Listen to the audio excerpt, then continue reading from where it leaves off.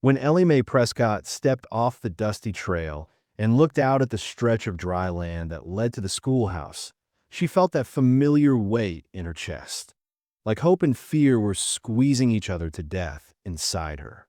She'd walked that road every day for 3 years, wearing shoes that didn't fit, carrying a book bag stitched back together too many times. But today wasn't like any other day. Today was her 11th birthday, and no one at school knew it. She hadn't told them. What for?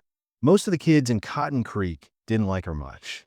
Some of them laughed when her lunch was just a piece of cornbread or when her dress didn't match. They knew she lived in the edge-of-town shack where the porch leaned like it was giving up. They knew her mama cleaned rooms at the boarding house and her daddy hadn't come back from the lumber camp 2 winters ago. What they didn't know, what Ellie kept wrapped tight inside, was that she still wished someone would ask her to sit beside them.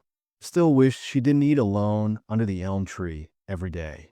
Still wished, more than anything, that someone would care she was born. That morning, her mama had brushed her hair slow and tied a yellow ribbon in it. "You look just like I did when I was your age," she'd whispered, smoothing Ellie's cheek with her thumb. "Maybe someone will notice today." Ellie hadn't answered. She just nodded, picked up the tiny piece of honey candy her mama had saved for her, and headed out before she could cry. The schoolyard was full when she got there.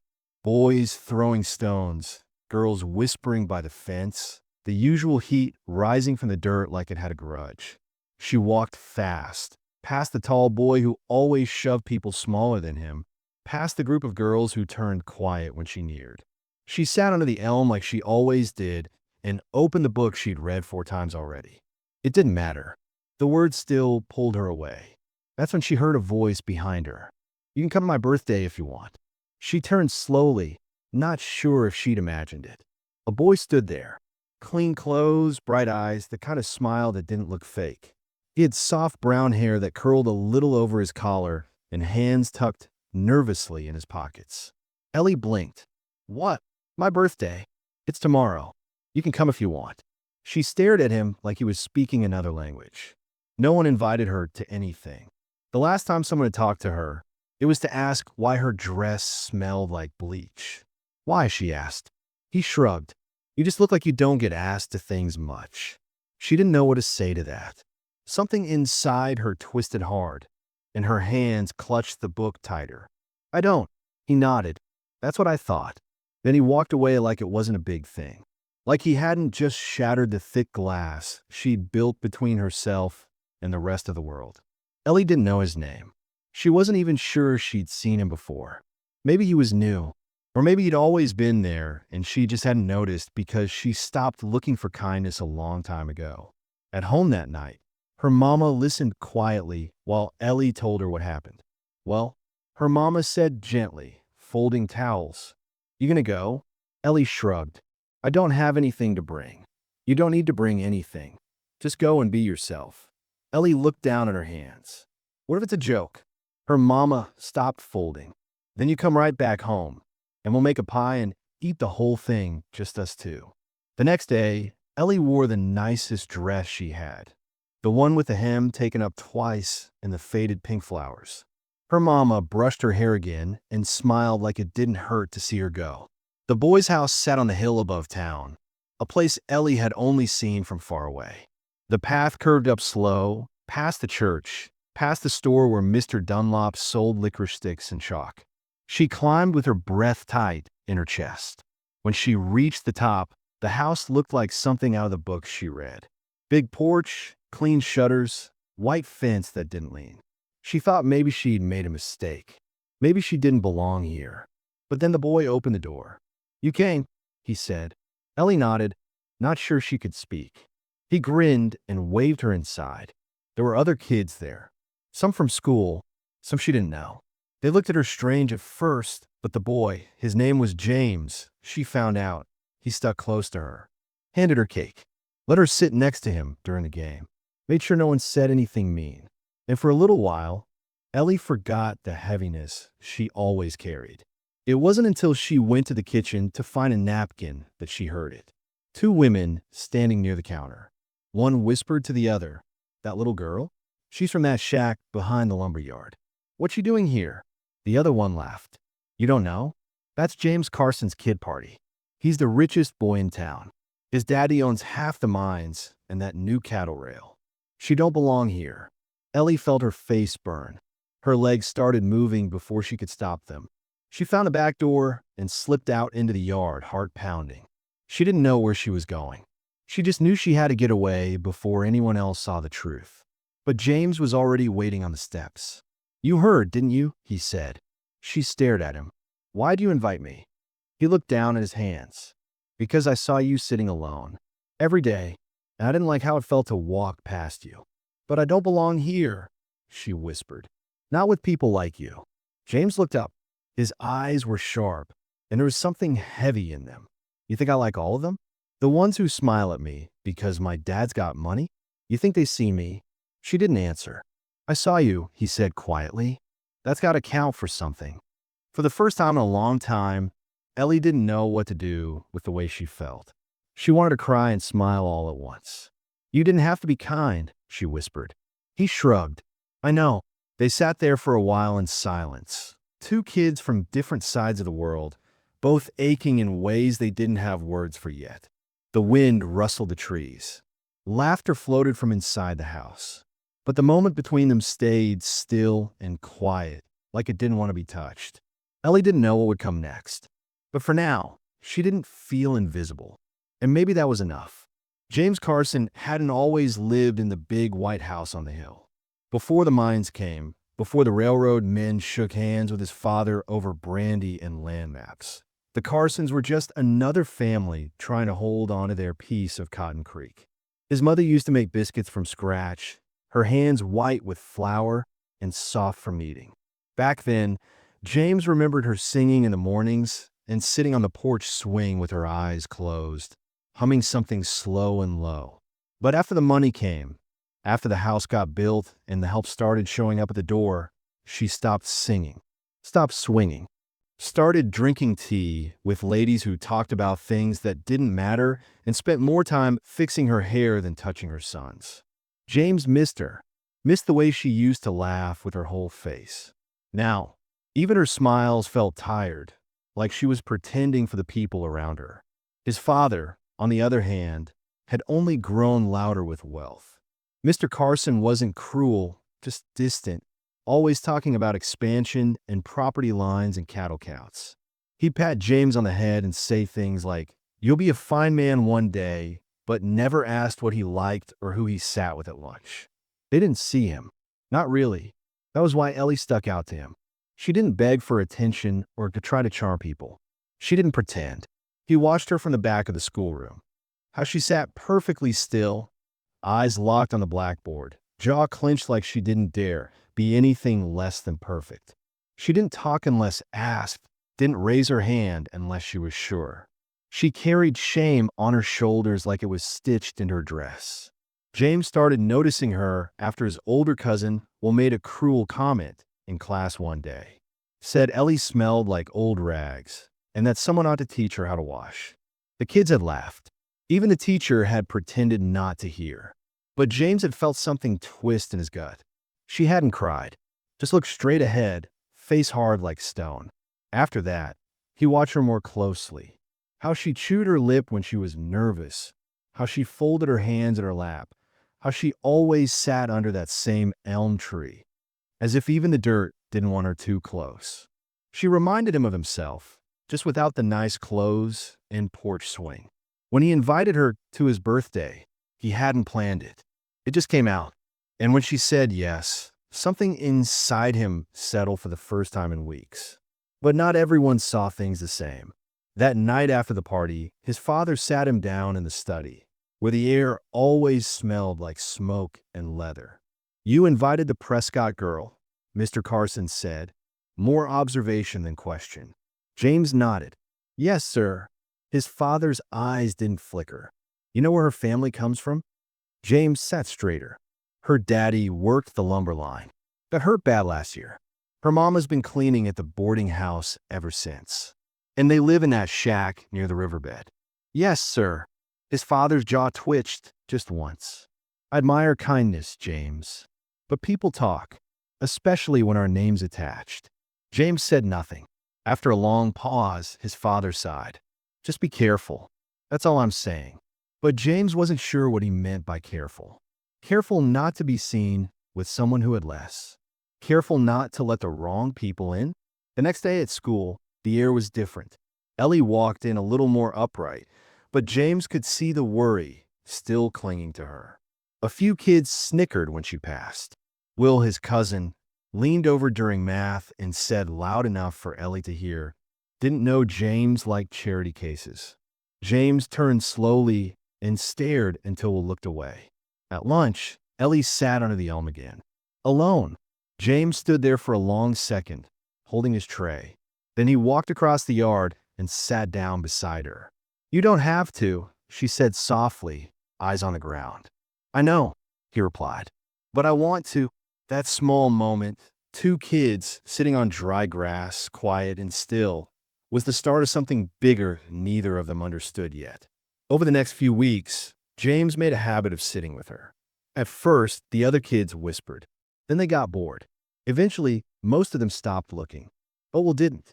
Will had always had a mean streak. The kind that twisted into jokes so grown-ups wouldn't notice. He had a sharp tongue and quick hands and a charm that fooled most teachers. But James knew better. Will didn't like losing attention, didn't like not being the one others watched. And now James, his younger, quieter cousin, was doing something bold. It didn't take long before the teasing turned to something uglier. They found Ellie's bag one day, torn and dumped behind school. Her lunch gone, her book ripped. She said nothing, just picked up the pieces with shaking hands and went home early. James followed her that day, found her sitting on her porch steps, face blank. "I'm sorry," he said. She shook her head. "It's not your fault." "I think it is. If I hadn't." She looked at him then hard. "Don't you dare say that. You were kind. That's not something to be sorry for." James didn't know what to say, so he just sat beside her. Her mother came out after a while, a tall woman with tired eyes and strong arms. She looked at James a long second before speaking. "You the boy from the Carson house?" "Yes, ma'am." She nodded. "Well, you've got more courage than most in this town." Ellie smiled then, just a flicker, but it felt like sunlight after a storm. They started walking to school together after that. Quiet first, then with small bits of talk, books, the trees, how the weather always seemed stuck between hot and dry. James learned that Ellie loved drawing, even though she didn't have proper pencils, that she wanted to be a teacher someday, that she missed her father more than she let on. And Ellie learned that James was lonely too, that having money didn't mean feeling safe, that sometimes silence in a big house was worse than noise in a small one. But peace didn't last long. One afternoon, after class, Will cornered James behind the stables. "You think you're better than us now?" Will sneered. "You think bringing some poor girl to your daddy's house makes you special?" James clenched his jaw. "Leave her out of this." Will stepped closer. "Or what? Gonna cry to your mama?" "Oh wait, you don't talk to her either, do you?" James didn't answer, just turned and walked away. But the fight wasn't over. That night, a rock came through Ellie's window. No note, just shattered glass and the sound of her mother screaming his name in fear. James heard about it the next morning. He ran to the shack before school, found Ellie standing barefoot in the yard, eyes red from lack of sleep. "I'm sorry," he said again, useless and ashamed. Ellie shook her head. "I don't care what they do to me. I'm not going back to being invisible." James nodded, his fists clenched. "Then I'll stay right here beside you." And that's how it began. A friendship that wasn't easy, that shook the roots of a town too small for change, that made some people nervous and others quietly proud. A bond built between a girl who'd been taught to expect nothing and a boy who'd been given everything, but longed for something real. By spring, Ellie had stopped waiting for something bad to happen every time she smiled.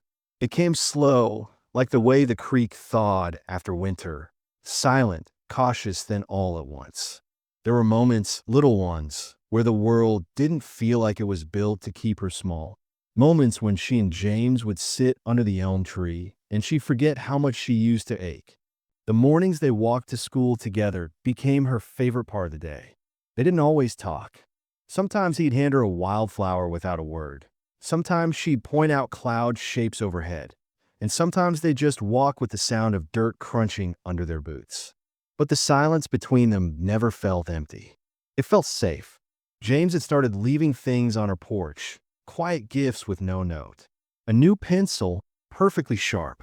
A clean composition book. A chocolate wrapped in gold foil. Her mother found one once, a tin of hard candy, and looked at it for a long time before whispering, "That boy's got a good heart. Just hope the world don't beat it out of him." At school, James no longer sat in the back. He took the empty desk next to Ellie and shared his books when hers had pages missing. A few kids still whispered, but most had grown used to it. They watched James carefully, some out of jealousy, others out of curiosity, waiting to see how long he'd stick around. But he didn't leave, even when Will slammed his locker shut too hard. Even when the teacher raised an eyebrow at their whispered answers. Even when James's mother asked him at dinner, "Why do you care so much about that girl?" And he'd said, "Because no one else ever did." Their friendship turned into something softer, not loud or dramatic, just steady, like the way roots hold down the earth. They carved out their own little world in a town that didn't understand how a poor girl from the riverbed could share space with the richest boy in school. One Saturday, James asked if she wanted to see his mother's greenhouse. "It's got roses," he said.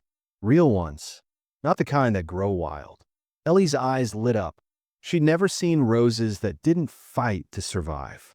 The Carson estate sat quiet and polished, the kind of place where noise didn't belong.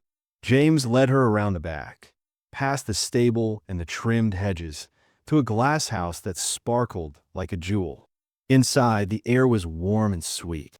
Rows of roses stretched in every direction, white, yellow, deep red like fire. Ellie stood still, eyes wide, breathing in the scent like she was afraid to waste it. "Your mother really grows all these?" she asked.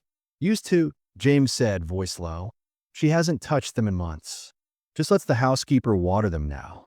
Ellie reached out and touched a petal, careful and slow. "They're still beautiful." He watched her a long moment. "So are you." She didn't move, didn't even breathe for a second. Then she turned and gave him a look, half smile, half scared. "Don't say things like that." "Why not?" "Because I might believe you." James didn't say anything else, just walked beside her in the greenhouse while the sun made patterns on the floor and their hands brushed once, then again, until hers stayed. After that, something shifted. Not everything changed overnight. Ellie still ate the same cornbread for lunch, still wore the same mended dress on Tuesdays, still heard whispers when she walked into town. But now, when she walked into a room, she wasn't alone. One afternoon, they found a stray dog limping near the schoolhouse. It had patches of fur missing and a scar along its side. Most kids turned up their noses, but Ellie knelt right down. "Hey there," she whispered. "What happened to you?" James watched her, then dropped to his knees beside her. They took the dog to the shed behind her house, where her mother helped clean the wound and gave it scraps from a pot. They named him Dusty. He followed them everywhere after that, trailing behind as they walked to school, waiting outside while they read under the elm tree, curling up between them during chilly afternoons. It was Dusty, strangely enough, who helped people soften. Kids who never said a word to Ellie suddenly asked about the dog. "What kind is he? Can I pet him?" She'd answer, kind but careful. And slowly, some of the kids started sitting closer. There was Susanna, a shy girl with 2 braids and a limp from an old fever. She started waving at Ellie in the mornings. Then there was Polly, who once stole her pencil but gave her a shiny marble the next day. They weren't friends, not really, but it was something. One day, while Ellie and James sat with Dusty in the field behind the church, she said, "You think it ever gets easier?" "What?" "Being different." James thought for a long time. "Maybe. Or maybe the world just gets tired of trying to push you down." Ellie nodded, pulling her knees to her chest. "Sometimes I still feel like I don't belong anywhere." "You belong with me," he said simply. She didn't answer, but she leaned her head against his shoulder. At home, her mama started humming again. Not often, but enough to notice. James's house, though, was a different story. His mother didn't ask questions anymore. She just watched him, her eyes far away. His father grew colder, quiet in a way that made the air in the house thick. One evening, James came home with dirt on his pants and a flower in his hand. His father stopped him in the foyer. "You're spending too much time down there." "Down where?" "You know where." James stayed silent. "You're a Carson," his father said. "Start acting like one." James looked him in the eye. "I am. I'm just not your kind." He walked away before his father could respond. There were days James wanted to run. Just take Ellie and go somewhere else, somewhere nobody knew their names. But they were still kids, stuck between hope and helplessness, dreaming of things they didn't yet know how to reach. Then came the spring fair. It was the biggest event of the year, booths lined with pies, games, horses, and ribbons fluttering in the wind. Ellie had never gone before. Her mother couldn't spare the coins, and even when she could, Ellie didn't want to go where people would stare. But James asked her. He came to her door with a smile and a lopsided bow tie. "I bought the tickets already. You have to come now." Ellie hesitated. "What if?" "No what ifs," he said. "Just yes." She wore her Sunday dress and her mother's old brooch. James held her hand the whole way there. At the fairgrounds, people noticed. They always did. But for the first time, Ellie didn't look away. They rode the Ferris wheel, played ring toss, and ate too much kettle corn. James won her a ribbon at the shooting booth. Dusty followed behind them like a proud shadow. When the sky turned pink and the lights came on, they danced in the open lot where a fiddle band played fast and sweet. James spun her once. She laughed, really laughed for the first time in a long while. And in that moment, surrounded by music and dust and light, Ellie forgot about the whispers. She forgot about the torn books and the empty lunchboxes and the broken window. She just remembered how it felt to be wanted, to be chosen, to be known. And somewhere deep inside, a part of her that had been locked away finally breathed. It wasn't a perfect world. Not yet. Maybe not ever. But that night under the stars, with James's hand in hers and Dusty curled up beside them, it felt like the start of something true. Something that might grow. Like wild roses, tangled and stubborn, refusing to die. Summer came down hard on Cotton Creek. The sun burned hotter, days stretched longer, and the dirt roads dried into powder. It was the kind of heat that made people restless, made tempers short and secrets heavier. For a while, it had felt like things were changing for Ellie. Her steps felt lighter. She didn't flinch when someone looked her way. She wasn't invisible anymore. But happiness, she was learning, wasn't a straight path. It curved, it cracked, and sometimes it pulled you back into the dark before you even knew why. It started small. A comment here, a silence there. James had stopped walking with her school. He said he had to stay behind to help his father with bookkeeping. Ellie believed him at first, until she saw him ride past her one morning on horseback, alone, not even looking her way. She told herself, maybe he didn't see her. Maybe he was just in a hurry. But her stomach tightened, and something in her chest sagged. He still came by sometimes. Still brought dusty scraps. Still asked how she was doing. Still smiled like nothing had changed. But there was distance now, tucked into the corners of his voice, his eyes. She asked him once, "Are you mad at me?" And he shook his head so fast it seemed rehearsed. No, he'd said, "Course not." Then he'd touched her hand, once quick like it burned. But Ellie knew better. People didn't just drift for no reason. They pulled away when something inside them shifted. One afternoon, after walking home alone again, she found her mama sitting out on the steps with a letter in her hand. Her mouth was tight, her fingers trembling just slightly. "What is it?" Ellie asked. Her mama looked up slowly. "It's from the lumber camp. They found your father's pocket knife in a ravine up near the ridge." Her voice shook but didn't break. "They say they're sorry. They think he's gone for good now." Ellie didn't say anything. She just sat down and stared at the dry earth. Her father had been a shadow for so long. It felt strange to lose him all over again. Part of her had always hoped he'd come back. knock on the door one night like the wind, and say he was sorry for taking so long. But now that hope was gone, quiet and final. She didn't cry right away. Not that day. She went to bed with a knife in her hands and stared at the ceiling until dawn. James didn't come that week. Didn't send a note. Didn't stop by. Ellie tried to brush it off, but it clung to her. The silence. The missing. The not knowing why. When he finally did show up, he looked different. Not his clothes, not his face, but his posture. The way his shoulders curled slightly, like he was carrying something too big to say out loud. "I'm sorry," he said. "I should have come sooner." Ellie looked at him long. "Why didn't you?" James hesitated. "My father's been talking. Says I need to start thinking about the family name. Says I shouldn't be seen running around the edge of town like some stray dog." Ellie felt her throat close. "You're not your father." He nodded. "I know, but it's getting harder to push back." Silence stretched between them. Not like before, this one had edges sharp and cutting. "So you're choosing him," she said quietly. James stepped forward. "No, I'm just trying to keep things from falling apart." Ellie's eyes filled, but she blinked fast. "Things already are." She turned away before he could say anything else. That night, Ellie sat with her mother on the porch. They didn't speak for a long time. The stars were bright, the air thick with dust and grief.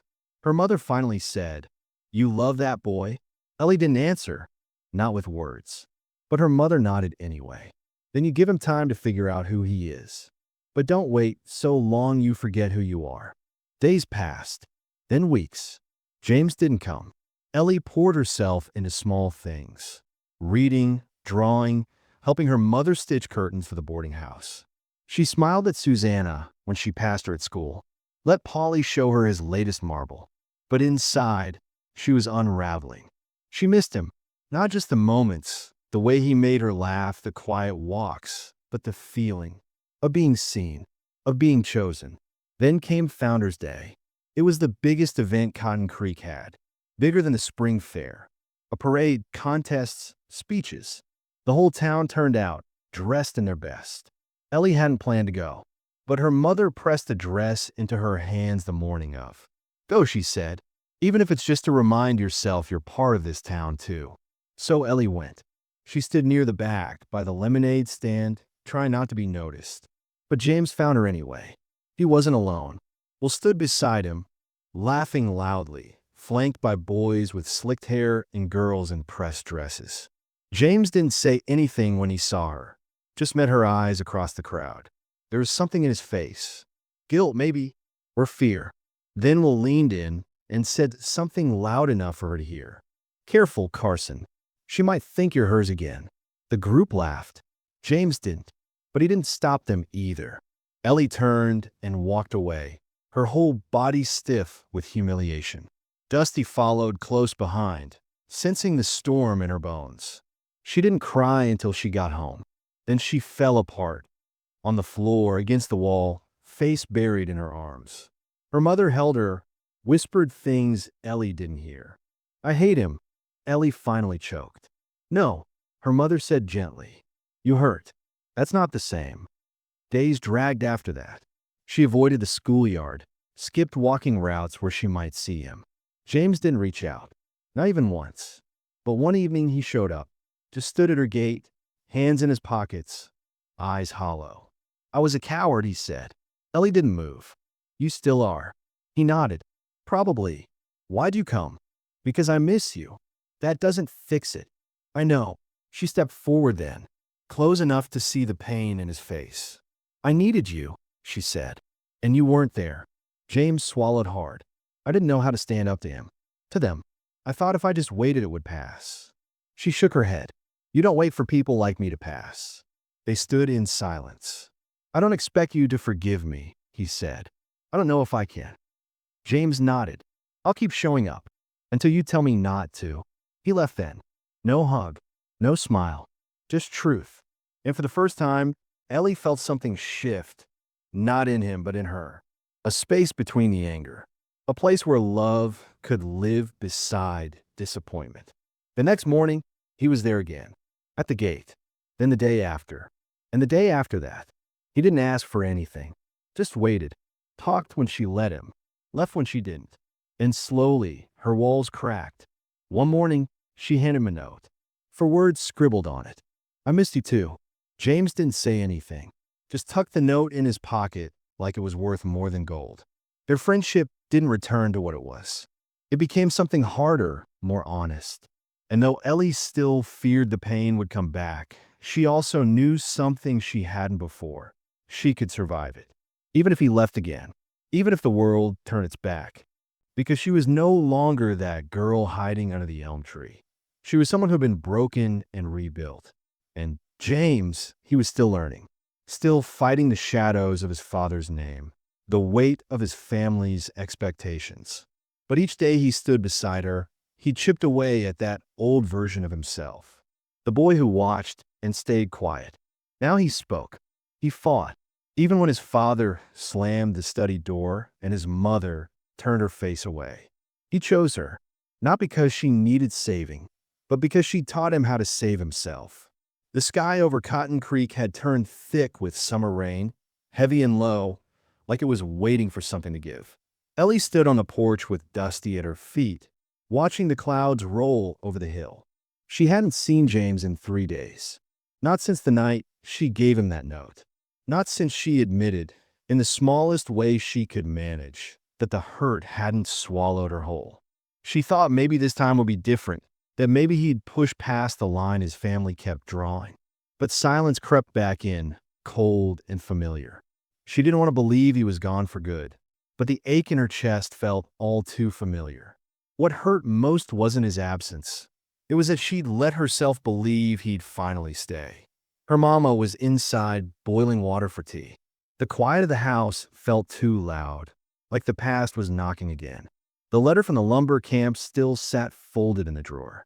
Her father's knife was on her nightstand, the blade cleaned and oiled, as if keeping it sharp could rewrite what happened.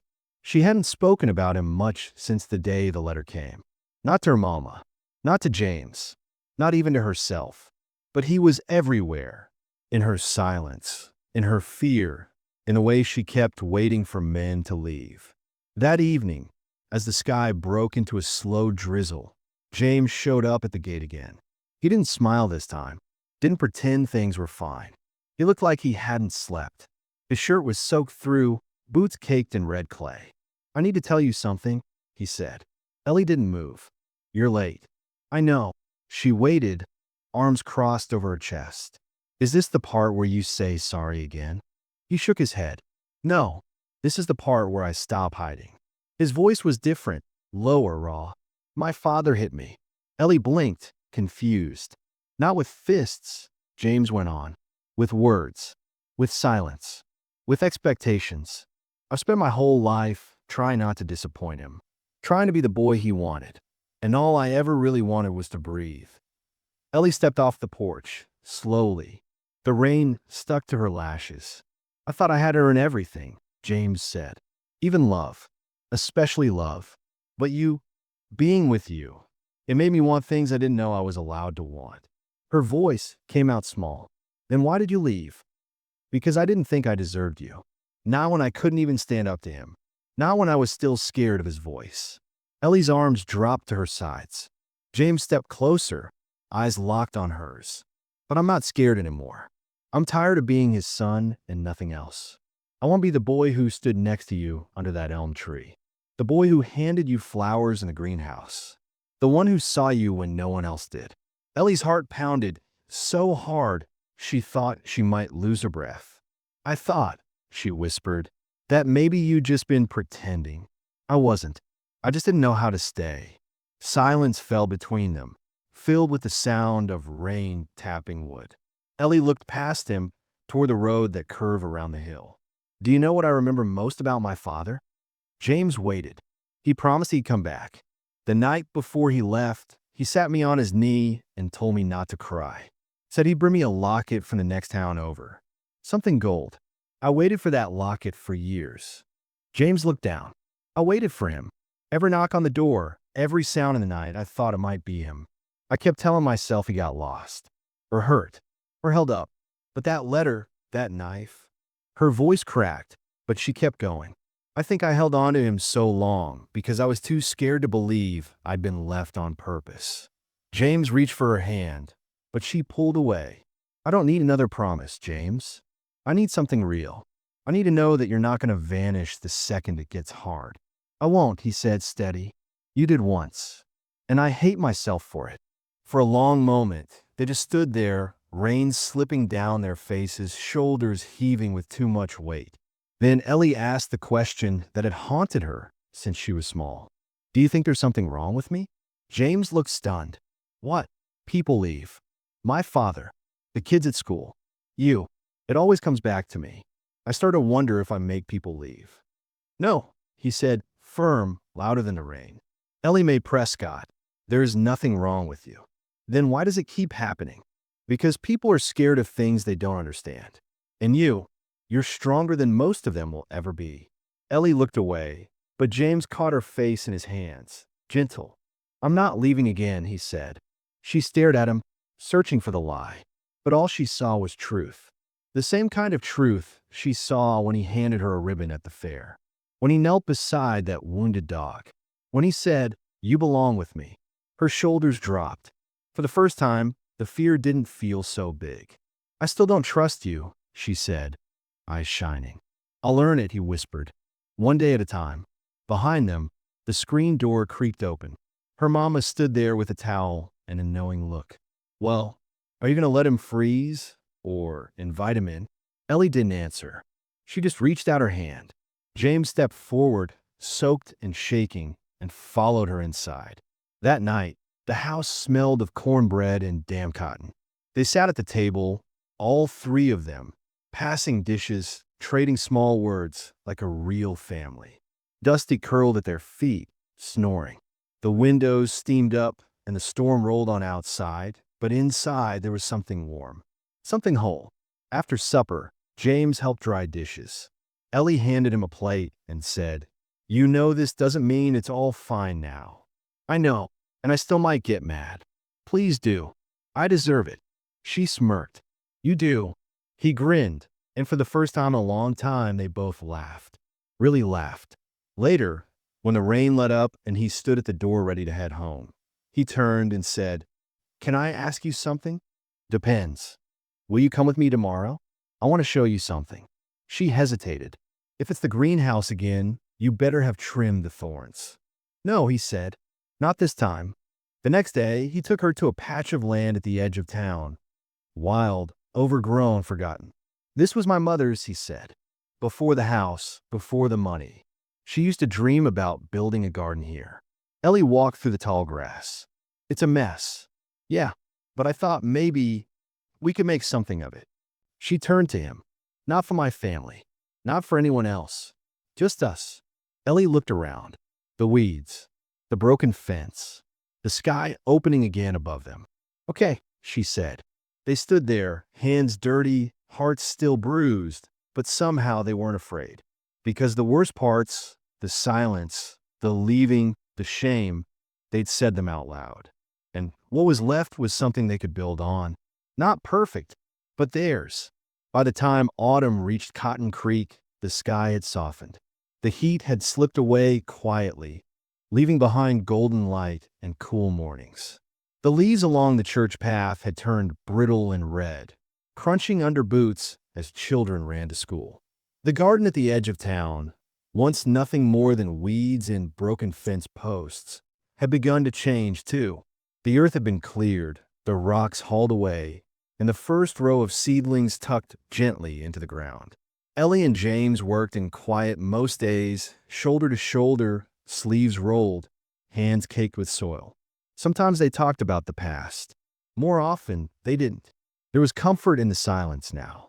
Not the cold kind, but the kind that came from knowing someone would stay even when no words were spoken. One morning, as the sun rose low over the hills, James showed up at Ellie's door with a wooden box in his hands. She was still tying back her braid, yawning against the morning chill. What's that? She asked, stepping onto the porch. He held it out to her without saying anything. Inside was a necklace, small, simple, and golden. A tiny locket hung at the center, worn but polished. My mother gave it to me before she left for the sanatorium, James said softly. Said it was the only thing her mother left her when she passed. I think it should be yours. Ellie stared at it, then at him. Why? Because your father never brought one back. And I want you to have something that stays. Her throat tightened. She took the box with both hands and closed it gently. You didn't have to fix that hole. I didn't want it to stay a hole. She smiled then, slow and full. Then stay, James. That's all I've ever needed. I already have, he whispered. That evening, they walked out to the garden. The air had the bite of the season changing, and the wind rustled through the fence like it carried old stories. Dusty chased falling leaves, his tail wagging, tongue lolling with joy. James spread out a blanket near the edge of the cleared patch. He'd brought bread, apples, and a thermos of tea that smelled like cinnamon. I've never had a picnic, Ellie said, sitting cross-legged on the wool blanket. He grinned. Me either. Thought we'd make it a first. As the sun dipped low and turned the sky copper, they lay side by side, staring up at the stars, slowly blinking to life. Think we'll ever leave Cotton Creek? Ellie asked, her voice dreamy. Maybe, James replied, but only if we go together. She turned her head toward him. You sure? About a future with me? James didn't answer right away. He reached over and took her hand, pressed it to his chest. You've already built it. It's here. Later, when the last light faded and the cold crept in, they stood together in the dark, arms wrapped tight, warmth shared in silence. And in that stillness, they knew. The past had shaped them, but it no longer held them. Back at home, Ellie tucked the locket under her pillow. Not because she feared it would disappear, but because it was hers now, not a promise from someone who never returned, but a gift from someone who never left. Her mama sat in the doorway, watching her daughter move about the small house like it had grown just a little bigger. He loves you, she said without looking up. I know, Ellie replied. And you? I've never been sure of anything. The winter would come soon, with its hard winds and frozen ground. But the seeds had been planted. Roots had begun to grow, not just in the soil, but in them, strong, quiet, and deep. Whatever came next, they'd face it the way they always had, side by side, together.